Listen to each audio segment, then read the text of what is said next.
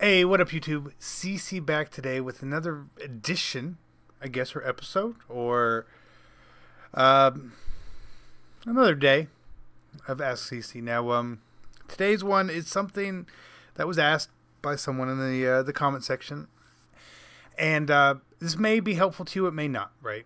Some people know how to do this, some people don't. Some people don't know the intricacies of it, so you may actually learn a thing or two if you just hang around. And listen and watch. And what we're covering today is shading coverages or adjusting players on defense. Now, this seems very obvious, right? It seems very obvious. So we're going to come out in blah, blah, blah, cover 3, whatever. Random play. Doesn't matter. Doesn't matter, right? So when you come out on a defense, this is what you see, right? And anytime we talk about adjusting players, there's a couple things that you really need to keep in mind and see how things work, right?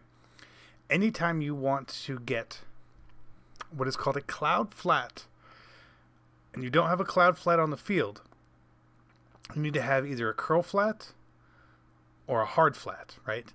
So if you have a hard flat, right? So put a hard flat out there. Ooh, my face is in the way. My apologies. My face is in the way. But if you put a hard flat out here, right? All you have to do is then shade over the top, and it becomes a cloud flat. See that? Bam. That's magic, right? If you have a curl flat, these purple zones, right? Purple zones are called curl flats. If you want to get that to a cloud flat, you have to shade underneath and then shade over the top, right? It's pretty simple. It's pretty simple. Additionally, anytime you want to put a middle linebacker into a deep zone, that zone is called a middle third, right? Sometimes you can do it, sometimes you can't. It really all depends.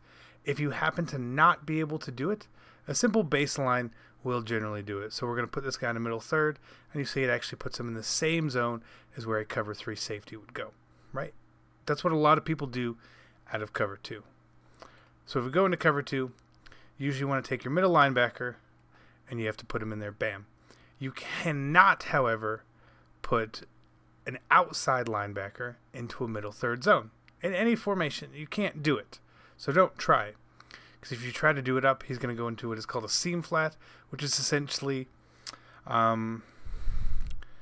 it plays like a little bit of man coverage, right? He's gonna flare out here, then he's gonna come down here, just a little bit, right?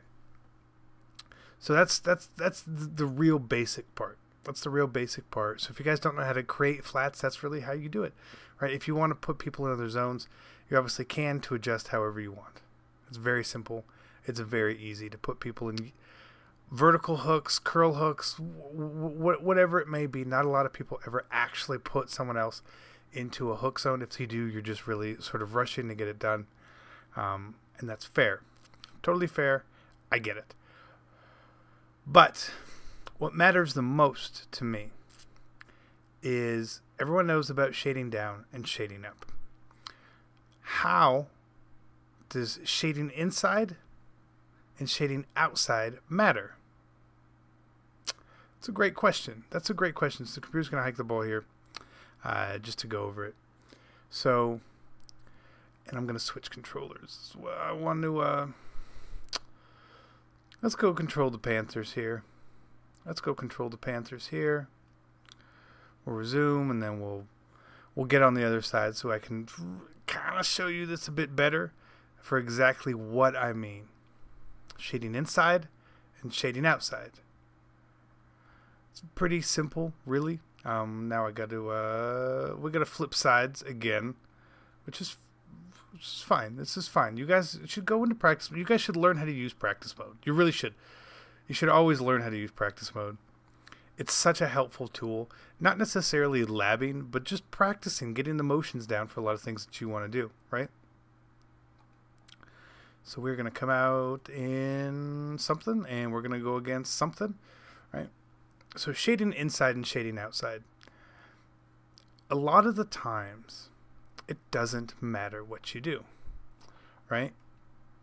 So if I'm trying to shade inside or outside, the only times I truly feel like it works is when someone is pressed, whether this is man or zone. If you have someone not pressed at the line, the shading doesn't seem to either work as well or work at all. It's hard to truly get an answer from EA of how this is supposed to work, but I do know that when you press, your shading inside and outside does work. If someone is not pressed, it doesn't really matter. It just doesn't really matter, or doesn't seem to matter, right?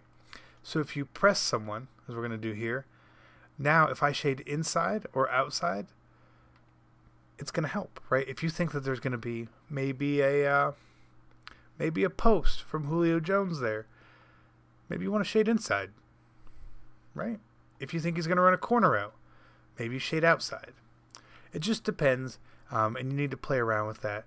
The reason we do a lot of this stuff with shading is really to protect against corner routes, especially when we're not in cover 2, when we're deciding to be in cover 3s or cover 4s. A lot of times you will hear people say that they're shading outside. The reason they're shading outside is because the shading only works when they're pressed. So if you have someone who's not pressed on the line, he's going to cover the corner route much worse. Much worse, much worse, much worse. So shading and adjusting your players is something you want to get used to. It's really the quickest thing. So after you learn the basics, how do you adjust certain zones? How do you add zones? The next step you can always do is called quick adjustments. And you hit Y or triangle on your controller, and you hit it again. You bring up something called quick adjust, right? This quick adjust helps you adjust your defensive backs, right? So you can pick your defensive back based on the letter or icon above their head, and you can decide what to do with them. You can put them in a specific zone. You can man them up. You could blitz them, whatever you want, right? If you want to do defensive line, it was L1 or LB. So you hit it twice. Again, you bring up the icons here, and you can sort of see what you can do. Additionally, linebackers, R1 or R2. And the computer hiked it. What? Not supposed to do that, computer.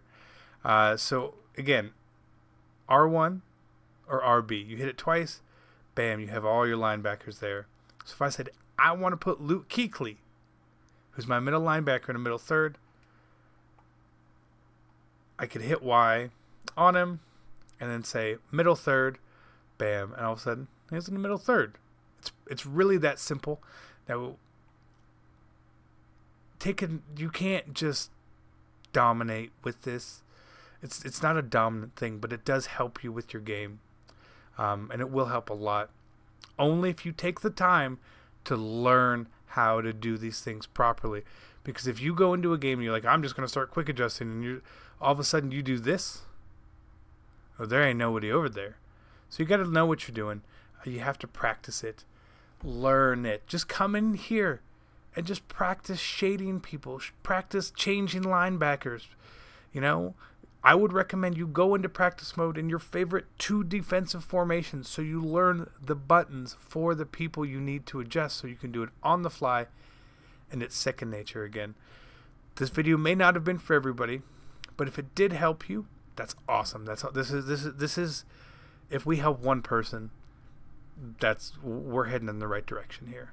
So thank you all for tuning in. Again, I know this is probably not the best version of Ask CC, but as always, put some comments down below if something else you guys want me to cover, whether it's MUT or Madden related, doesn't matter to me. We'll cover it, and I'll see you guys next time. I'm out. Peace.